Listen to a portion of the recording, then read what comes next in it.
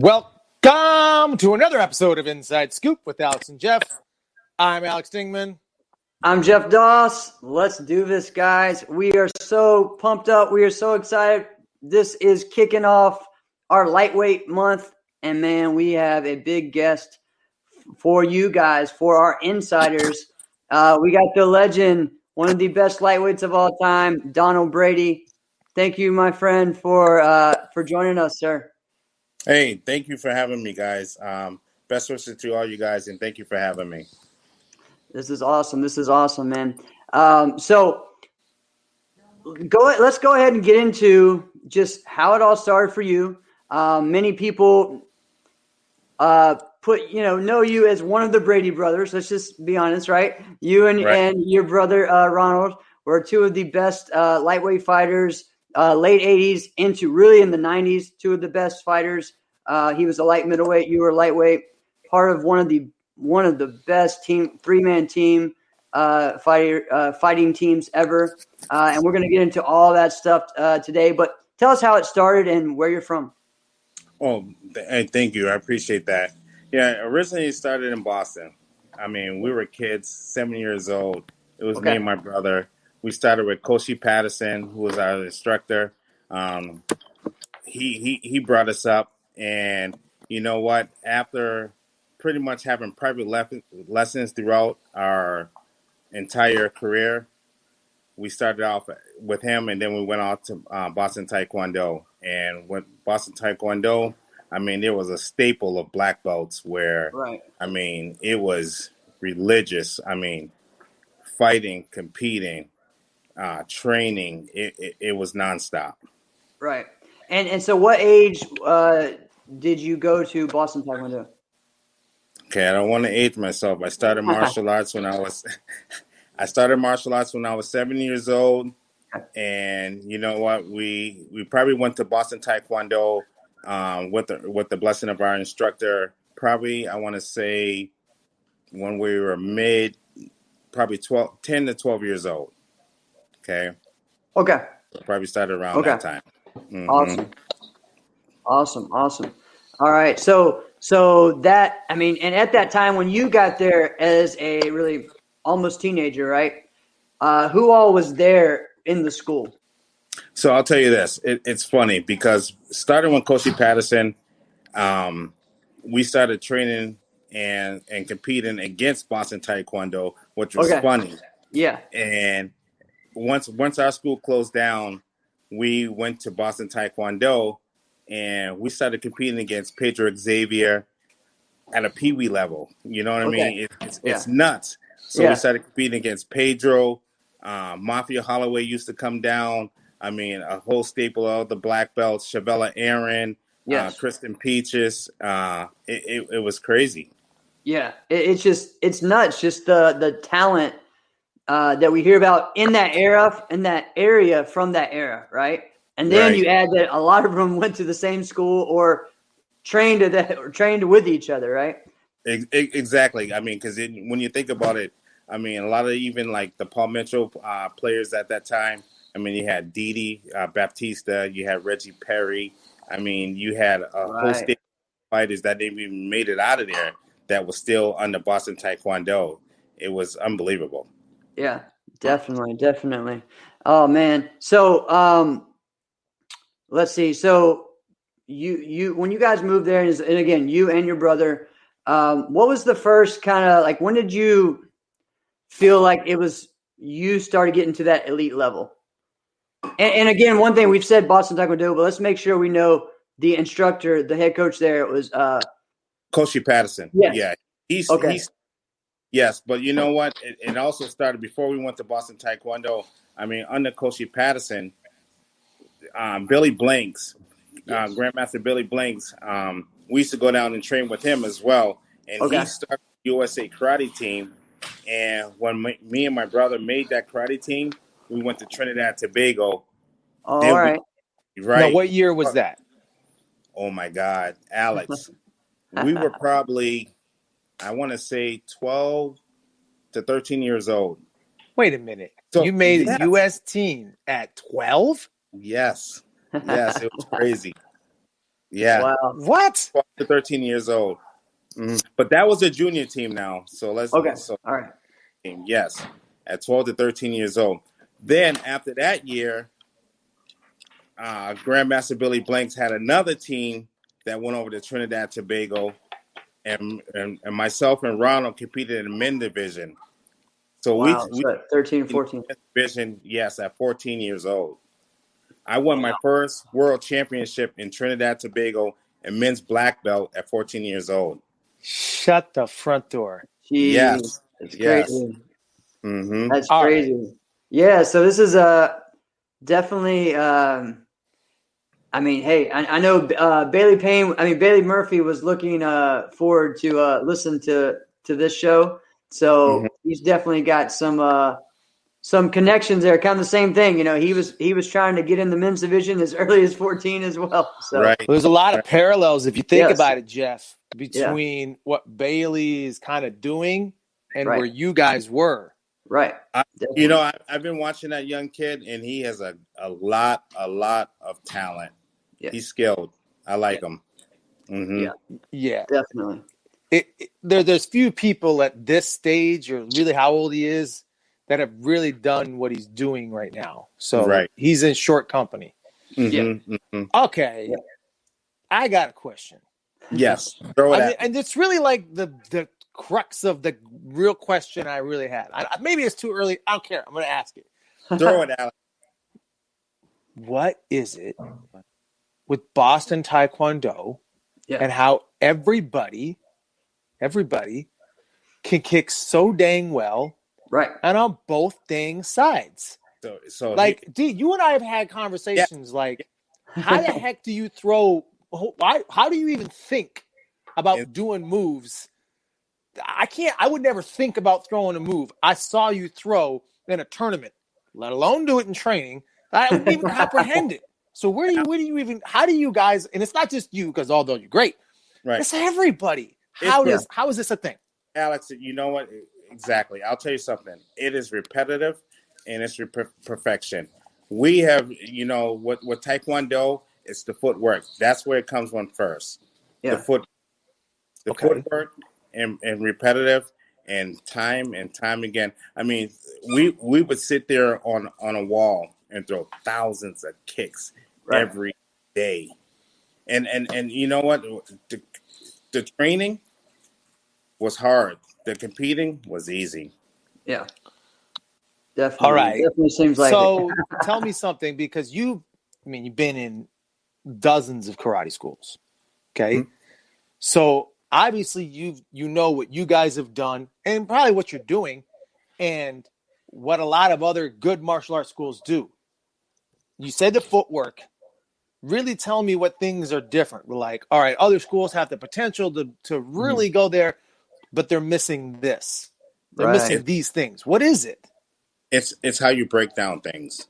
I mean, because something. I mean, you can look at things, and if it's a 1, 2, 3 step, we're gonna break that one step down. Yeah. To make sure that one step is perfection. So if I want to cross my legs, if I want to step back, if I want to go side to side, we're gonna break that side to side down to make sure that everything is perfection. Right. Awesome. I love that. Yeah. I love it. Yeah. No, I think the same way. I think the same way with my kicking. So it's. Exactly, because I mean, we would go back. I mean, we would watch things and drill things as a young teenager and watch videos, and I would literally just watch my competition and see what they did well and see what I didn't do well. And I'm telling you, I would just honestly just study. Someone's blitz across my defense. Where's my hands? Where's my footwork? How did he get off the line? Stuff like that. I mean, and I would just drill it every single day. I can see Kevin Thompson right now when he would hit me with a back fist. Yeah. It would be back of my mind like, hang on a second. I would have to literally put it in slow motion to see what I can do to have a defense against that. Right. Now, see, the hard part is guys have it easier today because everything's digital, everything's accessible. Right. There's 4,700 cameras in a tournament, and Yep. everything's online. Mm-hmm. So when you say you had to break it down, and you had to rewind it, like you're talking about talking old school rewind. old school, like you had to get someone. All right, you're coming with me. Like it's a Film boombox. this. Exactly. Yeah. Right. Wow. Yeah. You couldn't go to tournaments just by yourself. Right. You guys think about this though. So when we used to go to tournaments, you would see Pedro Xavier, Mafia Holloway. I mean, the staple of black belts that came on the Boston Taekwondo. We would fight them daily throughout the week. Right. I would spar Pedro. I mean, he knew my last name. We could spell it backwards. Yeah. You know what I mean? I mean, we knew each other left. I've been fighting the kid Pedro since we were 9 years old. Yeah. So when we got to the tournaments, it was like, oh my God, that's my brother. But hey, he would take my head off now. Don't get me wrong. And I'd take his head off too. But then we'd hug it up at the end of the day. Yeah. So I got a question about that one. So did you think like, all right, fighting him in a tournament, is it easier or harder fighting him in a tournament because of how well you guys know each other? I think it was hard to fight him in a tournament because we knew what we did the weekend getting up to the tournament. That's what I'm talking about. Because he wouldn't put all his eggs in the basket when we were sparring at the dojo, and neither would I. I knew certain things that I could do, and he knew certain things that he could do, but he wouldn't expose them all until we got to Saturday. Yeah. So this is just, I gotta tell you. So, D, we've had a lot of guests on the show. Yeah. I mean, we've had a lot of guests ranging from all platforms, top forums competitors to the legends to even had Bailey Murphy on the show. Right? We've had everybody on the show. I'm like, dude, you're like a big brother to me. Right? So because you've seen some of the stuff that I've had to deal with that you just explained. So like, all right, it's on video. So like, I had the hardest freaking time fighting some of the guys that I had to train with, all right, in a tournament, all right? And you train against those same guys. I'll never forget this one time. And I want to know if you've experienced something like this. Okay. So there was one year where Greg Betlock and we were in the same weight class, light heavy. And I tried staying out of it for so long. I was really like a middleweight. But when I said I didn't really care about cutting weight or what I ate, I was a light heavyweight, which was pretty much the rest of my career. So, and then the diamonds came up. Greg was planning, he was scouting this back ridge hand that he was going to hit me with, right?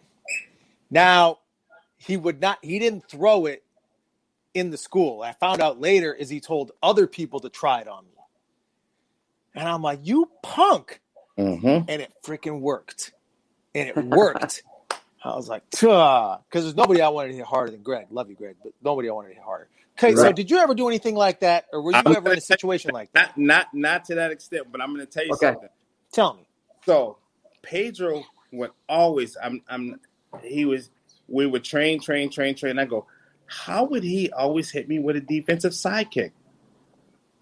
So I'm looking. One day we're training at the dojo. I happen to fake the back fist, hit him with it because he would high block and then step back and hit me. So I faked the back fist and hit him with a side kick. I kept that in my back pocket. Okay? So going to the tournament, I go, okay, I gotcha. So going to the tournament one day, I ended up faking that back fist and hitting him with a side kick. He's like, he looked at me and goes, I knew where that came from.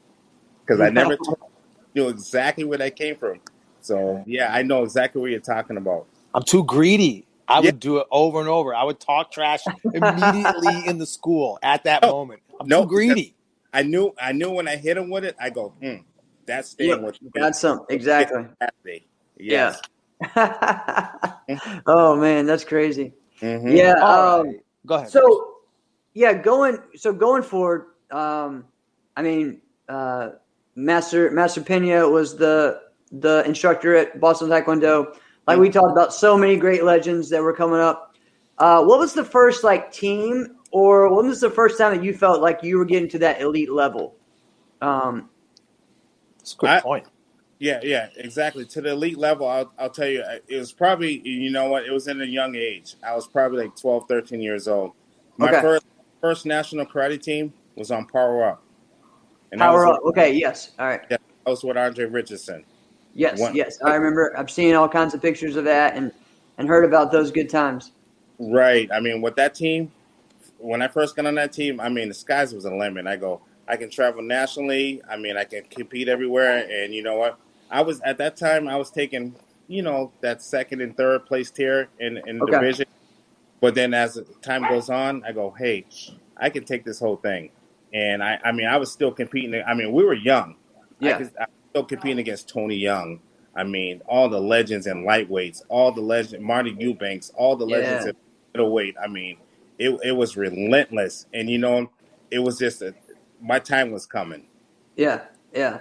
Mm-hmm. Now, one more thing, though, is like we talked about what it's like training with Pedro, but and so many of us have had brothers or sisters in the martial arts with us, right?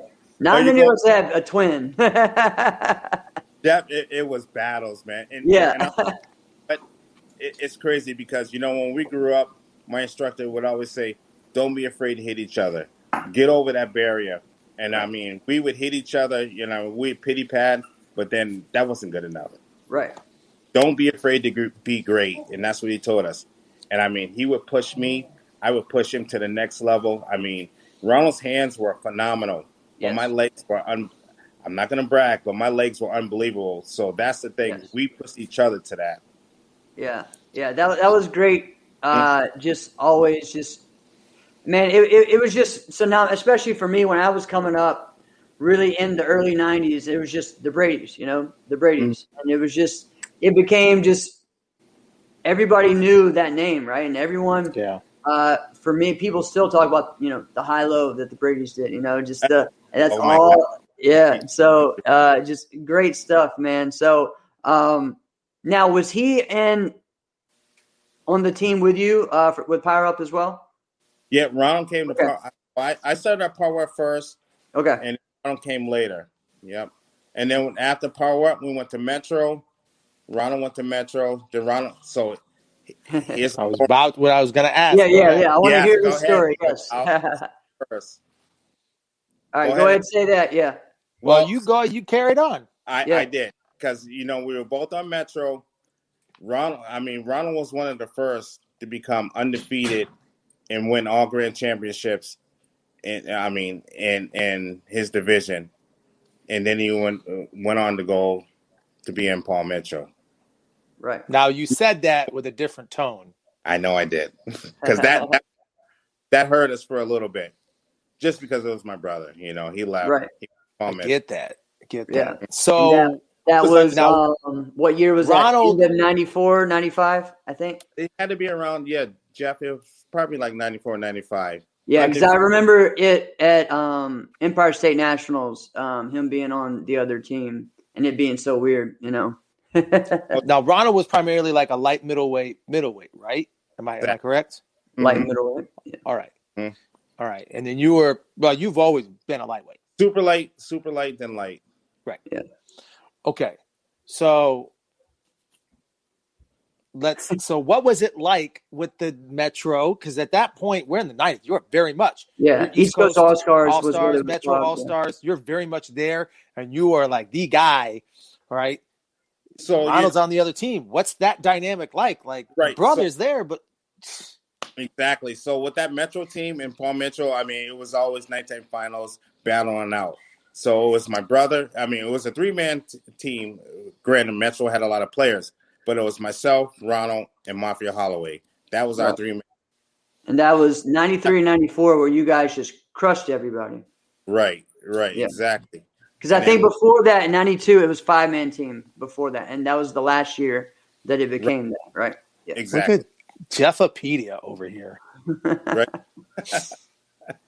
Right. So when Ronald went to Paul Mitchell, it was a shock to us in a big blow. Now, why, though? Why did he do it? Or why did it happen? I still bother him today about that. Oh, all right. Nice. Yeah, I'm not kidding you. I still bother him today about that. I mean, it was a change. I mean, something different. I want to say, but you know, he made his choice. But I mean, that lasted only like 2 tournaments, and he came back home. Yeah, it Oh, wasn't all very right, long. cool. Yeah, it wasn't very long at all. No, it wasn't long at all. He came back home, and it was all good. Yeah, a lot of us thought that maybe we just had our eyes wrong. We had our ears wrong. Like, oh, that didn't really happen. I know. So Ronald left, and then we had, you guys remember Joey Rivera? Yes. Mm-hmm. So Joey Rivera was pretty much in Ronald's spot. Oh, it was, and then Ronald fought Joey at one of our team fights. Oh my God, It wasn't good. He just made easy work. pretty much. Dang. Yeah. Dang. Dang. Yeah. All right. So what was JPM's squad when Ronald was on JPM? Oh, it was All Star. What was it? It was Ronald, Kevin Thompson, and Pedro Xavier. Holy Yeah, crap. so very lightweight one. Yeah, but Yeah. it was All Star. Yeah. Yeah. Ronald took out everybody's work. Pedro took the lightweights. Kevin took the lightweights. Pedro middle, and it was an All Star. Yeah. Well, And that year, and at the time too, all right, we say it's Metro and JPM, but there was also a lot of other good teams. Like DKT had a great team that turned into Prestige, you know. You had several other ones that had, you know, good teams. I mean, even like school teams, like even, you know, Jerry had, you know, a good squad with Jerry his guys. had good teams. Some teams out of New York, Washington. Even the West Coast when you guys did NBL stuff, you know? Exactly. Yeah, I mean, you know what? Team fights back then, I mean, it was an event. Yeah. It was a huge event, and it was tough getting out of there. It was an event. Right. And here's the thing. Friday at that time, people don't know because they're so far. You know, Fridays at tournaments now is a lot of stuff. I mean, it's pretty much the same length as Saturday. Back then, only thing we all went to Friday is to get there and be ready for Saturday and then to watch team fighting. Right. That was it. And really, Team Forms wasn't getting there at that time. It was all team fighting. So everybody was there to watch it. And it was awesome. It was so cool just to go. Right, exactly. You're thinking about the team fights back then. I mean, you probably had a staple of probably 10, 15 teams. Yeah. Yeah. And either way, when it was 5 or 3 men. Exactly. Metro probably had 3. Paul Mitchell probably had 3. I mean, you got East Coast, West Coast. I mean, got in betweens, of course. Yeah, they were all like, where were you type events. Like you had to be there. Mm-hmm. It was all the who's. For sure. So Donald, you've been a part of many teams, but why do you think your 3-man team of you, your brother, and Mafia still holds up? Like, why do people still mention you guys in the same breath as, you know, the CJB team and the teams of like the All-Stars and the Full Circle teams that have had big stretches and some of the later on JPM teams and that? That's a good question. And I'll say this. Just because of our styles, we've learned to adapt. That's what I'll say. I mean, from hands, feet, blitzing, footwork, I think our 3-man team could compete with any of the styles today. Wow. Right. Definitely. Well, and Mafia was he wasn't like a super heavyweight. He was like a middle/light heavy, right? He was exactly. Yeah, light heavyweight, but I mean I know before that he was also middle in the late 80s, I guess, right? And so he could move as fast. Yeah, like he moved like a lightweight though, right? Exactly. So you think about that. Mafia Holloway, I mean, he could still compete again, and not now, but you know what I mean? Like he was like a lightweight. You know, exactly. He could still fight, but his body type, I mean, the quickness, he could still beat a heavyweight. That was his gift. And like you put my brother, both of us are small. I mean, we're not over 5'8", but Ronald, I mean, he was like a light middleweight that could compete with big middleweights. You know, with strength and power, and like the lightweights, I mean, it's a no-brainer. All right, now wait a minute. Now you just mentioned something that I just like. I can't get. It's always been something I can't get over. This you just mentioned, like we're not over 5'8". Right. All right, D. I'm 5'7", or maybe 5'6" on a good day. Listen. All right, we were all there. Yeah. We're fighting. And we would just do a training night in South Minneapolis, I remember. or Hopkins, or wherever we would be. Yep. And it would be like everybody in their peak, and the problem was BJ, because BJ. I know. Yeah. The plus about fighting BJ was, he's not going to go soft. Like it's going to be like fighting in a tournament. You know what you get out of him. The problem is he might knock you out. Right? You know what you're going to get. He actually, because it's happened multiple times. Right. Mm-hmm. So, but you would get in there, like, look at the math. I'm just saying, like, look at the math. He's like 6'1", 2'2", or 6'1", 6'2". He's probably 230, 240. Mathematically, he should be able to just do whatever he wants. Yeah. That didn't happen, right? No. And I'm like, how in the world? Because it's after a while, it's like, what do I do? Right? It's demoralizing when I'm sitting back watching. Alex, you know what it is, and honestly, it's. I love to know. So here's how I look at it. It's ringmanship. When you own the ring. Ringmanship. Yes. Yep. When you own the ring, and I'll tell that to anybody. Once you bow and get ready to engage in sparring and fighting, once I dictate myself over that center line, I own that ring. I'm putting my opponent at a disadvantage where he has to make that choice: offense, defense. Right. It's chess. Yeah. I'm putting him at. He has to think what he wants to do. I already know what I want to do. Right. You understand? No, you know what I mean?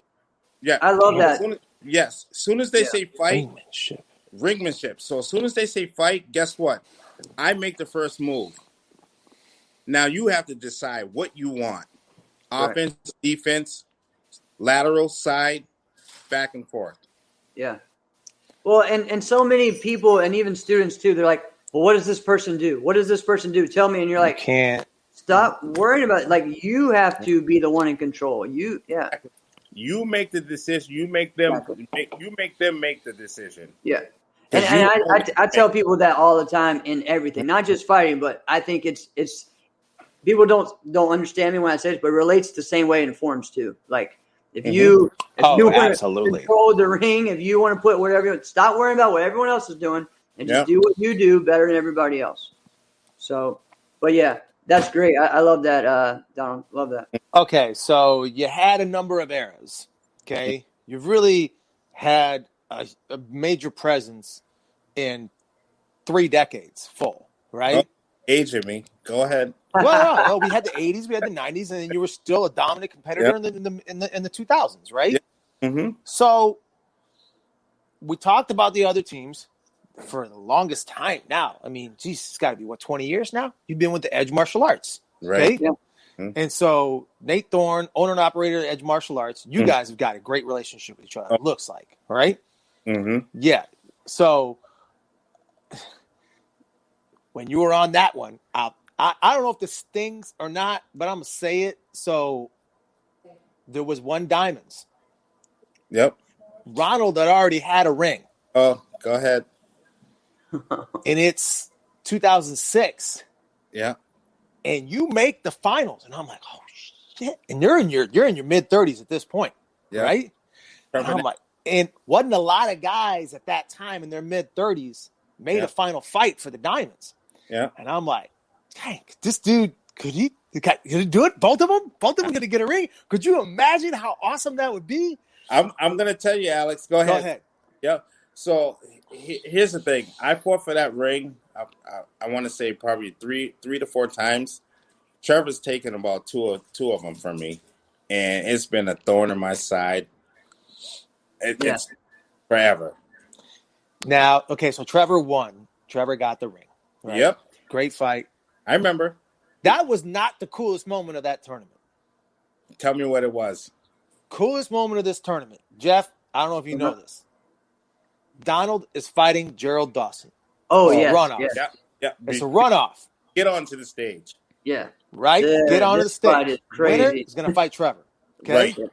Terry Kramer is the center. Yep. Terry Kramer steps in sideways, puts his arm in. I know exactly. Donald is trying to time when he's going to say go. And if you would have been a half a second later, it would have been the perfect timing. Although maybe this was perfect timing. So right as Terry comes in, Terry waits a little bit too long in here. When he's the center, he can do what he wants. He steps in sideways, right in between them, holds it a little bit. Donald does an offensive turning sidekick, right? Hits Terry square in the chest. Golly, it's crazy. Destroys him. But now Terry, gangster as he was, right? Yeah. Just sat there, put his hands on his hips and took it. I was like, you can't even make this stuff up. Yeah. While Gerald just sits back and watches the whole thing. Jeff, you remember what I said about 2 minutes ago? Ringmanship on the ring. Right. So that comes into play. Yeah. Tell me your experience with that, because that was one of the cooler ones I'll never forget. I'll tell you, that was one of, you know what, fighting Gerald Dawson that weekend was unbelievable. First of all, we're great friends, and I'm humbled. I mean, to know the man, and we're good friends. And rest in peace. Yep. But that experience, honestly, I've never spotted Gerald before. I've never, Wow. Never. Yeah, right. And I was not expecting that kind of level of competition. I've seen him fight plenty of times, of course, but I was not expecting that level of competition when he fought me that day. And it was extreme and intense. I didn't think he would bring it to me like that. Well, let's talk about that too, because a lot of times, you come up in an era with someone, right? But you were the lightweight, he was the heavyweight.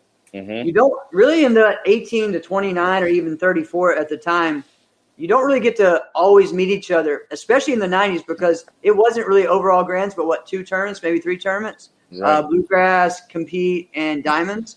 Mm-hmm. And it was lightweight grand, middleweight grand, and heavyweight. So you never really got to do that. But when you get into seniors, you get to fight these guys more because there's less divisions, and you got to run it down all the way. So it's kind of cool about that. That's something like that people don't even mention about the seniors, that you get to fight people that maybe you didn't get to fight before. And I'll tell you this, and I had the luxury, of course, on the East Coast, I had the luxury of sparring Billy Blanks regularly.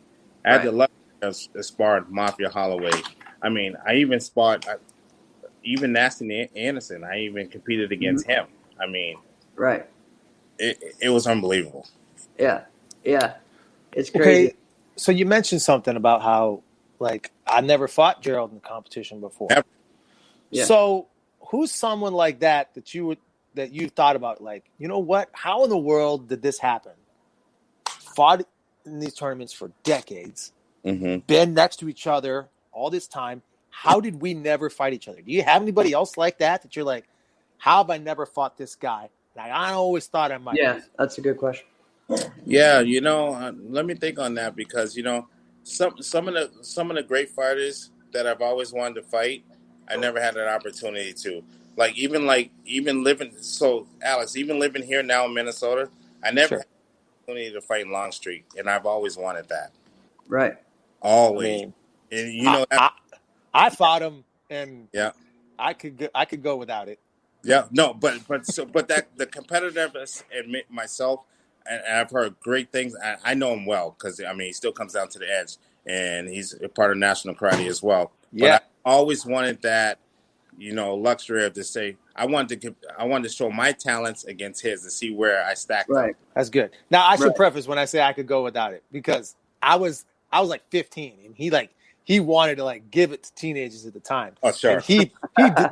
Yeah, it wasn't like it was anything bad. No, he just whooped the bejesus out of me. Right. Yeah, that was really how it was. That's one, and I know Longstreet was, of course, ahead of my time, but that's one I wanted to always compare my skills to, because I know he was, on that top tier. Yeah. Right. What about when you competed on the West Coast? So what was that like? Because man, you had, just regionally, you had some of the craziest era, some of the craziest competition you had, and just in your division alone, the lightweights, even in a local tournament, it was you, Pedro, Mike Conroy, so many people just in that Kevin one. Thompson. Kevin Thompson. Tony Young. Yeah, Jerry Tony Young was in the Prince. Yeah. I mean, Yeah, Jerry Prince. Man, yeah, people from man.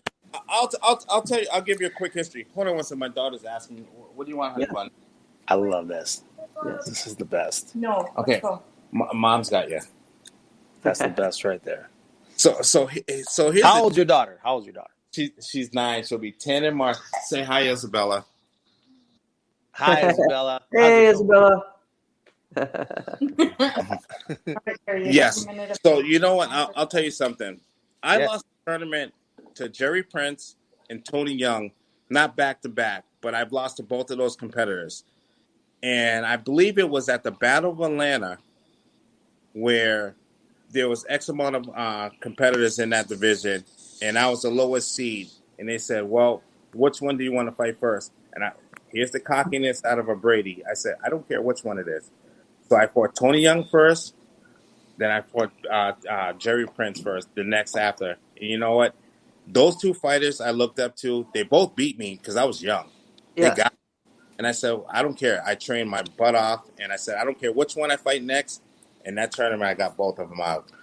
Wow. Is there anybody comparable to those two? Like, I kind of thought about Tony Young, and I've never found anybody comparable to him. I'm going to tell you, Tony is a phenomenon. He's amazing. Is there anybody comparable to Jerry Prince? I used to think Robbie Levine was. I used to. You mean Robbie Lavoie? Robbie Lavoie. Yeah, Lavoie. Yeah. I'm sorry. Yeah. Yep. Mm-hmm. But Jerry's much better front leg kicker. Yeah. And he doesn't quite blitz like Robbie. Mm-hmm. But his legs were unbelievable. But there's no one comparable to Tony Young. Even Manny, and Manny was right. Manny was good. Yep, Manny was good too. Yeah. The other one that always has said that he's beaten him several times is from the West Coast, Leo Creer, and Leo was a good fighter. I fought him a few times too. Yeah. Yep.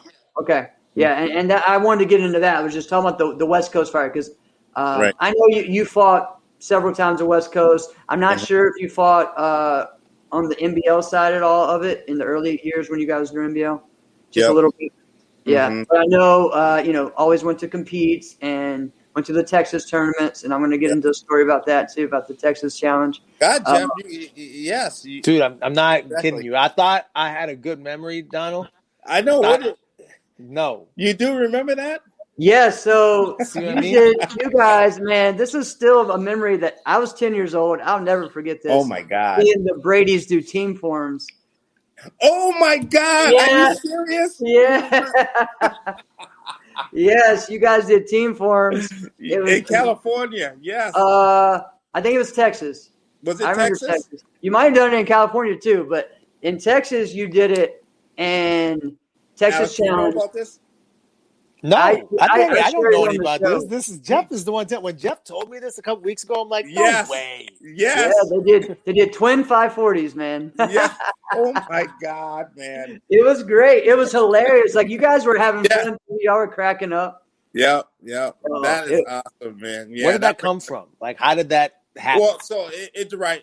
Honestly, you know what? We were looking at the division and go, hey, there's X amount of players here.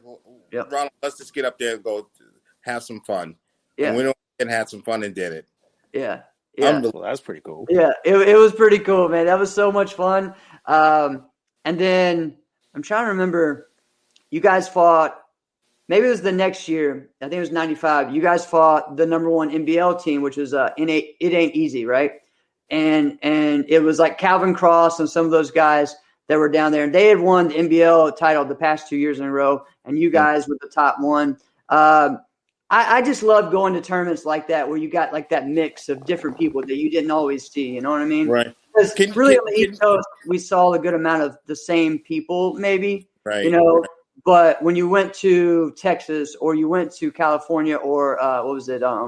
Denver, right, was one, and Vegas, completely different competitors out there.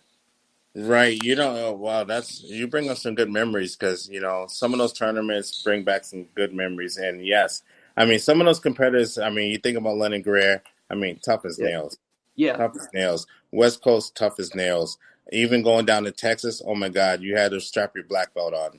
It was hard knocks, Right. and that made us even better because you think about that though, because even down in Texas, it was groin kicks. Yeah, exactly. I Yeah. mean, they had groin No, kicks. thank you. So myself and my brother, I mean, we love the high kicks, hook rounds, ass Yep. kicks. All. I mean, you had to make sure that hey, you throw those kicks, you had to have that hand below. Yeah, you So had that hand down. you know that, yeah, it was Yeah. great. Yeah, Yeah.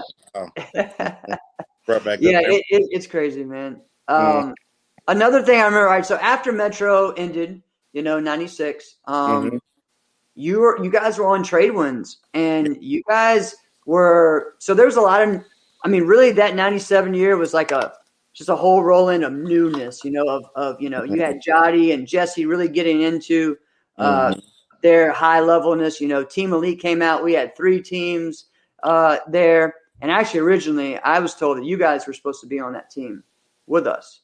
Right. And then you guys ended up being on trade wins. So hmm tell me a little about that. Was there a conversation about being on Team Elite? Actually, if it was, honestly can't recall because I remember Okay. being on trade when Oh, we We lost him. lost him for a moment. All Oh, right, there here you you go. go. conversation. Honestly, I can't remember, but being on trade wins was a good experience as well. Yeah. Who was on your team at that time? It was myself, Ronald, Manny, his brother. No, was that trade wins? Yeah. No, that was Miami Vice. God, Jeff, you're right. That was my. Yeah. No, trade wins. I think Oh, Johnny was on there. that was with Conroy. Yeah, Yeah, trade Conroy wins was was. with Conroy. Yeah, Yeah. and I think Chris Styles was on there for a little bit, Yep, and there was and another lightweight Johnny too. Guante was on there. Yep, and one and Freddie Greg Lopez. LePen. LePan? Yep, Yeah, Lopan. Yep. yeah, and I think even Rick Lee was on there for a little bit too, or maybe I don't know. I thought so, but yeah, I mean, you guys, I think it was Rhode Island. Actually, you guys beat JPM at their own event, Mm-hmm. Mm-hmm. and that was like unheard of at the time, at least Yeah. for Right. Well, even at this time, yeah, it's like not allowed. It's not right, allowed to beat JPM in Rhode Island. Right. And unless you are a Metro. yeah, Sorry. yeah. Oh Yeah. man. Mm-hmm. So what was that like competing after Metro? Because for a lot of people that was hard. It was because that was such a big family, right? Yeah. Now, did So you ride it all the way up to the end? we did. Okay, Yeah. so you rode it Yeah. also at the end. So we're at the what, 95? 96. Yeah, 95, 96. Yeah. Okay, like mid 96 ish. Okay. Mm-hmm. Yeah. Actually competing after that was pretty tough, Can because, imagine. yeah, I mean, the team was huge. The And, biggest team of all time. mhm, And then all of a sudden, I mean, we ain't going to get into it, but it's just all of a sudden just gone. right. But, I mean, if you look at it now, we still have, even like till today, we still have that brotherhood and sisterhood. Yeah. We still Right. can, talk about. And, like myself, Mafia, Ronald, and some of the, black belts that were on the East Coast, we're still tight as an itch. Yeah. We are. And I mean, Definitely. we try to reach out to everybody still just because, I mean, it was a family. It really was. Awesome. That's pretty cool. Mm-hmm. Yeah. Yeah, I understand that. I mean, that's how, I think that's how a team should be like, and for me, that was what Team Elite and Team CJB was like. Mm-hmm. When that ended, it was like, all right, what do I do now? It's like, Right. whoa, this is weird, right? And just even going to a tournament with a different uniform on feels weird, right? It's just like, Right? what? Exactly. Like, what? Yeah. Like, and then you're kind of like, well, do I or don't I? It's, Mm-hmm. so yeah, it's crazy. Different feeling. Yeah. It was tough for a while. It really was. So being from Boston, Yes. you are Boston, all right? Tom Brady, we already talked about this. Oh, I wasn't even going to go there, but we can't. All right? Being in Minnesota, Mm-hmm. it's different. Right? It's different. All right. Even for moving from Boston, when I first moved here, I go, wow. I mean, it's slow pace. It's Because where are you in Minnesota? Oh, so you don't even know Alex. Are you in Hudson? Now I am, yeah. All right, because you're So not. That's not even technically. That's like Wisconsin. I know, but we can't claim that. I Even get it. I get it. It's border. It's border. It's yeah, border. Sorry. we're on the All right. border. I'm actually it's Woodbury. All right. Yeah. Wow. So, all right. So you're close to the border. So that is that's pretty slow out there. Right. It's slow. It's a good place to live. Yeah, we love it, and we just bought this house, and it's like my neighbor, and then the next door neighbor next to me is Ronald. Whoa. Shut the front door. No way. Get the heck out of here. I'm serious, man. Yeah. Wow. I don't even know if I'd want to live that close to my brother. Yeah. It's a twin thing. Good night. It's a twin Awesome. thing. That's cool. That's cool. Yeah. Yeah. Explain that though, for people that maybe don't. Just what it's like the twin thing. And it's hard to explain because I mean, as a twin, I mean, we grew up together. I mean, we work together. We grew up together. We live next to each other. I mean, pretty much everything we do is together. But you guys you guys get mistaken for each other, all right? Yeah. I made the mistake one time. I looked at Ronald, and I said, "Hey, what's up?" And he looked at me, and I knew that it wasn't. I'm not talking to you. And I'm like, I got it. I got it. And I had it from then on, and I was all right. So Alex, tell me what the mistake. I'll tell you this. I'll tell you this. It was a couple years ago. All right. Someone called my wife and said, "Hey, I see your husband downtown at the restaurant having lunch with some girl." She goes, "No, Donald's at work." She goes, "Well, it looks like your husband's at this restaurant." So I get a phone call midday. "Hey, honey, how you doing?" With this woman. "What's going on?" I go, "I'm at work. What's up?" "Well, I'm just checking." "No, honey, I'm at work." So someone thought it was me, but it was actually my brother. Yeah. Wow.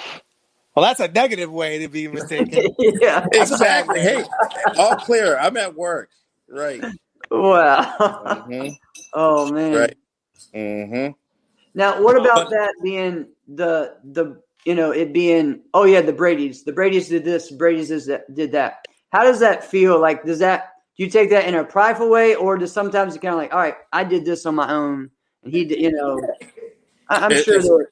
Yeah. As far as what though, like in martial arts? Yeah, martial arts. Yeah. Oh, I like to take credit for my stuff. Yeah. Yeah. Okay. Yeah. So if it's Donald, so here's the thing. Like we talked earlier, I say, hey, listen, my brother, phenomenal competitor, awesome martial artist. He in his year, I mean, won every national championship you can do. Yeah. But if it's something for me, I'm saying, hey, guess what? It's under my name, Donald Brady. We're like that. So yeah, I'm not letting him have an upper hand on me in anything either. No. Oh man, that's awesome. That's cool. Mm-hmm. So Donald, what is it that you think that the fighters of this generation, because you've watched it, what is it that they can take? What do you feel like they can take from your era, or maybe just that you see that's lacking? So here's the one thing I see we can go both ways. The one thing I see that's lacking is competition.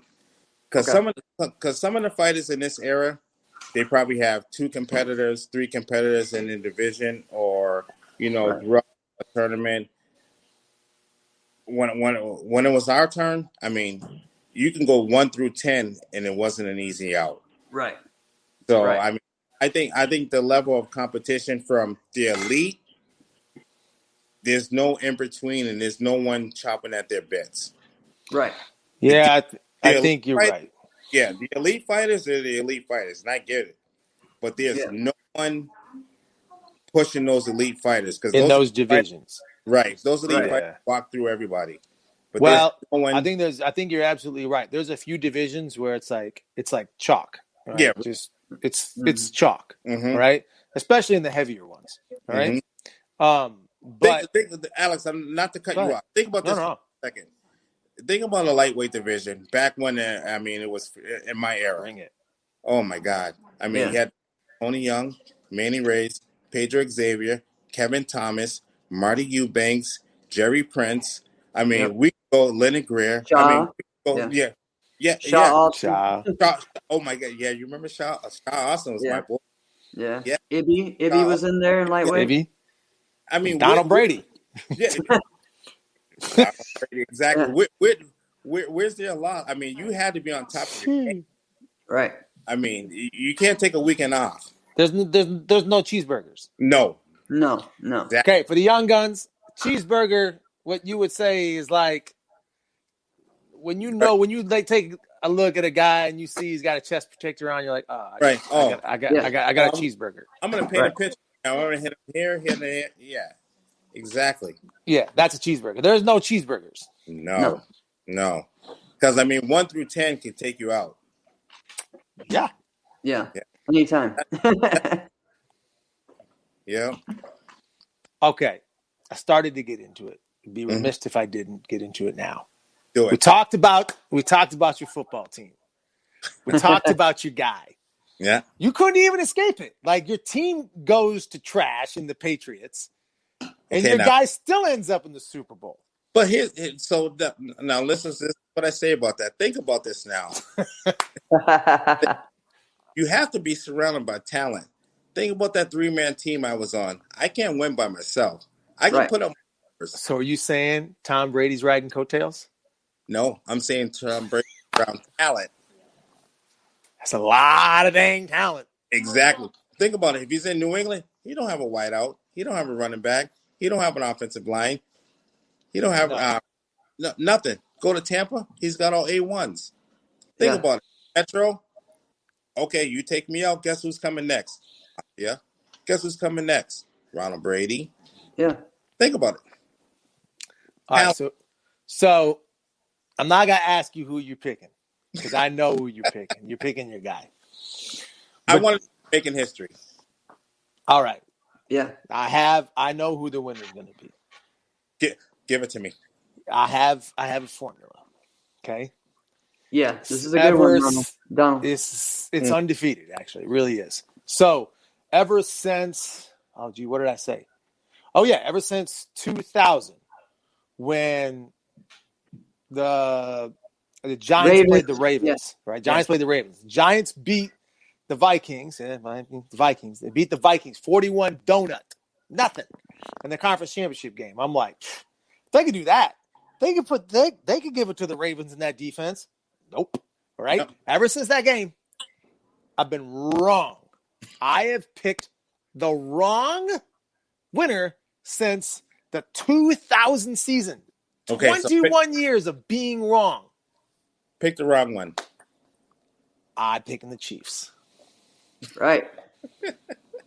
I'm picking the Chiefs. So if you guys want to take some kind of money that's worth something to you, take whatever money you want to bet, put it on the Bucks, run to the bank with that. Because I'm picking the Chiefs. I'm taking the 3.5 with the Bucks.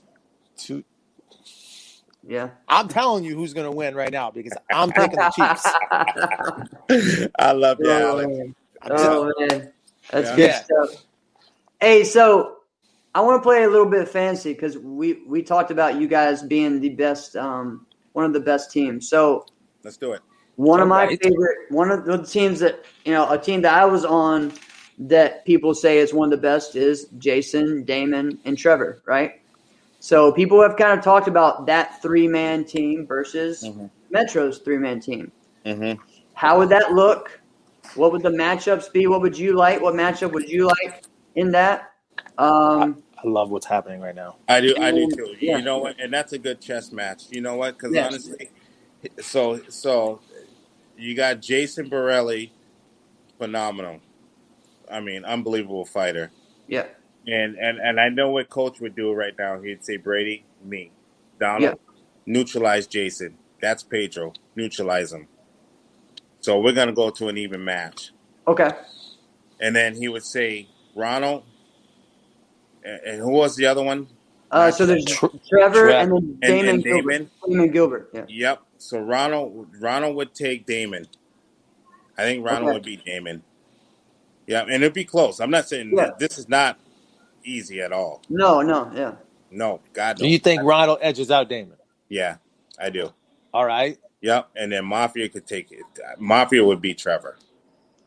Okay. That's Yeah. yeah. Yeah. This And is I'm not good. saying. I mean, it could go 1 or 2 points, but I think that's how it would go. Right.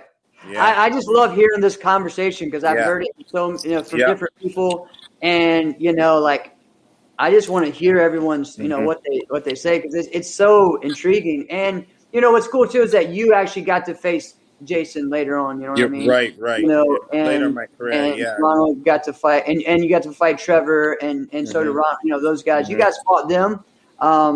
Mafia didn't get to fight those guys.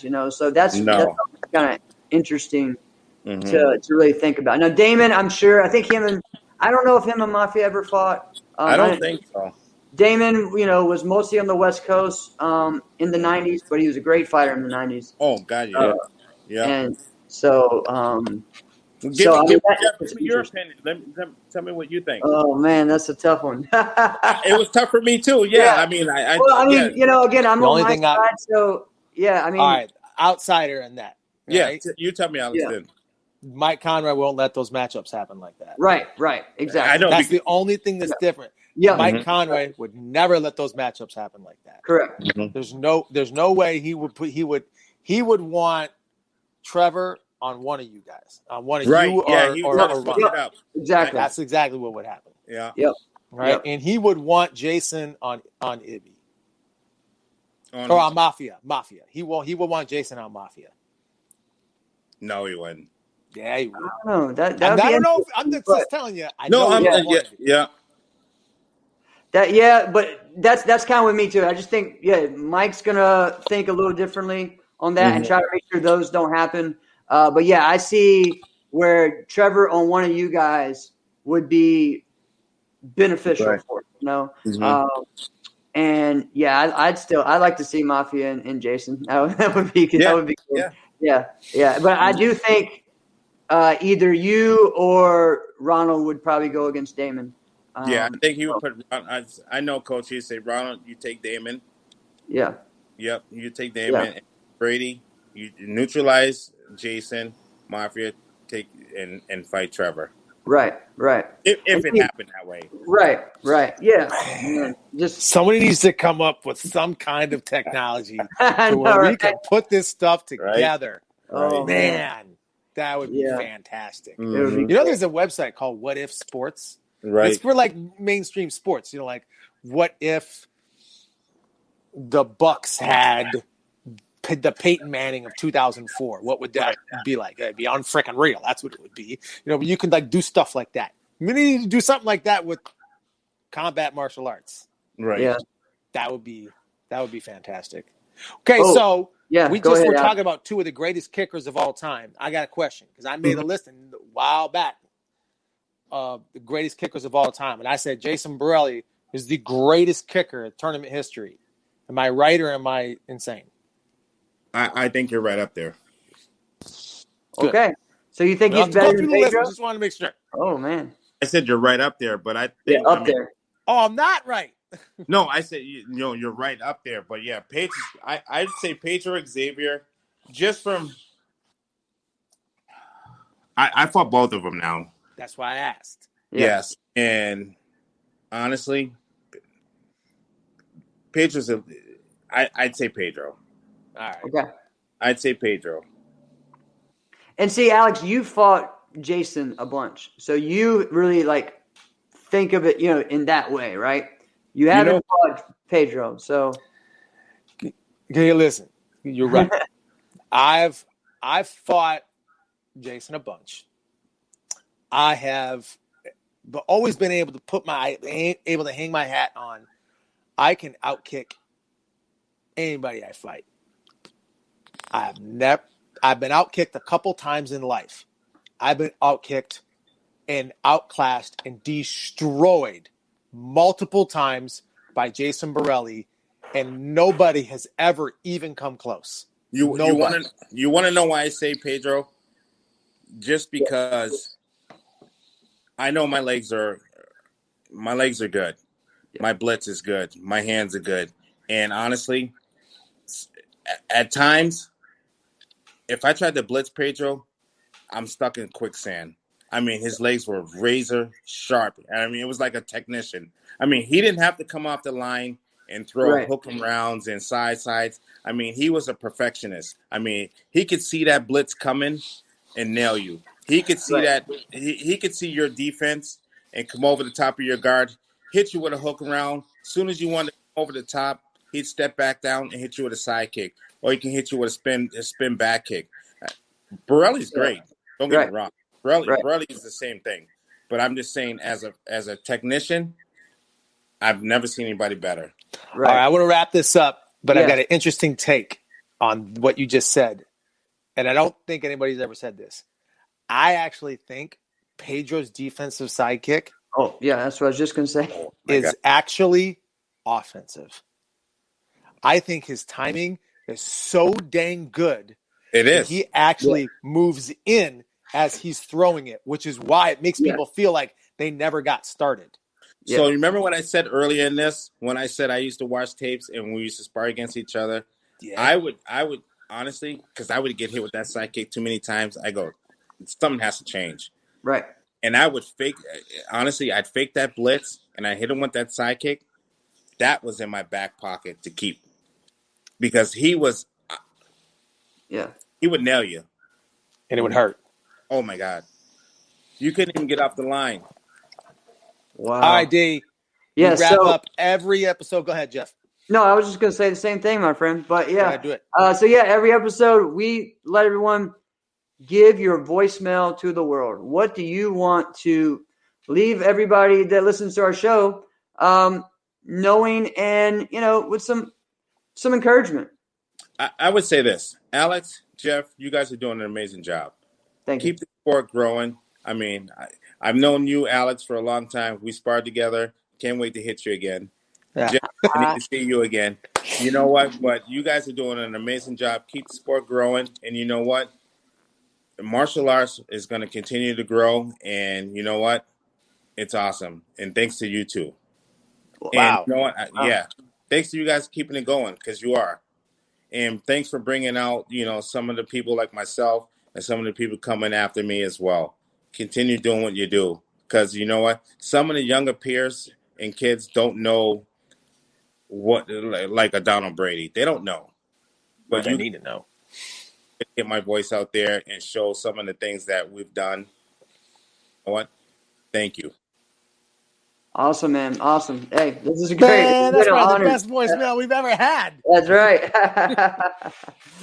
Thank you, my friend. Appreciate if you guys it. loved We got a this blast. episode, and frankly, even if you didn't, don't forget to subscribe. Yes. Leave a 5-star rating. Share the podcast with your friends and family. This has been another episode of Inside Scoop with Alex and Jeff. I'm Alex Dingman. I'm Jeff Doss. See you guys next week. Thanks, yes, boys. sir. My buddy.